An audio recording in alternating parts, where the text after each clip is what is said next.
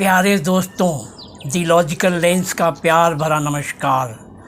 आज फिर से हाजिर हूँ आपके सामने रामायण का एक ऐसा प्रसंग लेकर जिसे सुनकर शायद आप दंग रह जाएं। दद्दू प्रणाम। आज किस प्रसंग पर चर्चा करेंगे? बेटा, आज बात करेंगे प्रभु राम के जन्म की कहानी पर। लेकिन पहले डिस्क्लेमर, ये चैनल अंधविश्वास फैलाने के लिए नहीं बल्कि लोगों को तार्किक सोच देने और पाखंड से दूर करने के लिए है।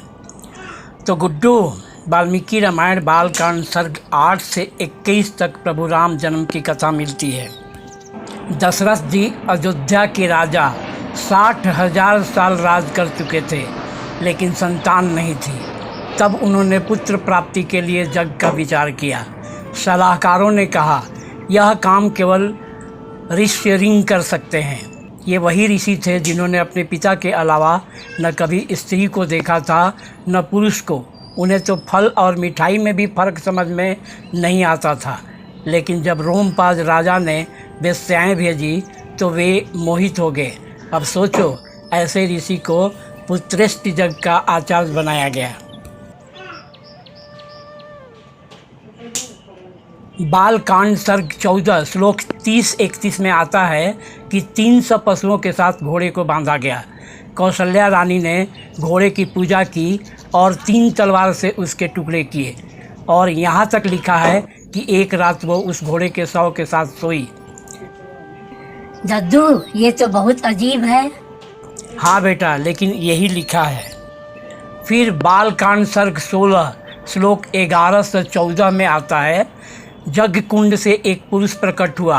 उसके हाथ में सोने के पात्र में दिव्य खीर थी। दशरथ ने वह खीर अपनी 3 पत्नियों कौशल्या, कैकेयी और सुमित्रा में बांट दी। अब ध्यान रहे, सर्ग 21 श्लोक 6 के मुताबिक दशरथ की और भी बहुत सी रानियां थीं, लेकिन उन्हें खीर नहीं दी गई, न दशरथ जी ने खुद खाई।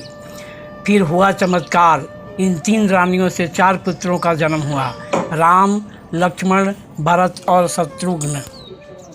दद्दू, लेकिन ये तो बड़ा अजूबा है। राजा दशरथ के पास तो ढेर सारी रानियां थीं। एक साथ सभी को प्रॉब्लम नहीं हो सकती। लॉजिकली देखा जाए तो समस्या दशरथ जी में थी और खीर तो उन्हें खुद खानी चाहिए थी। यह कैसा लॉजिक है? दद्दू एकदम से भेजे के अंदर नहीं आया। बेटा, आस्था और श्रद्धा के क्षेत्र में तर्क का सिक्का अक्सर नहीं चलता। यही तो राम जन्म कथा का रहस्य है। तो दोस्तों, ये थी वाल्मीकि रामायण की मूल कथा बिना मिर्च मसाले के। अब तर्क करना आपका काम है। क्या यह कथा आस्था का प्रतीक है या विज्ञान को चुनौती?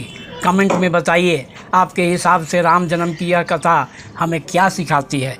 दी लॉजिकल लेंस से मैं आपसे फिर मिलूँगा एक और प्रसंग लेकर। तब तक सोचते रहिए, सवाल पूछते रहिए।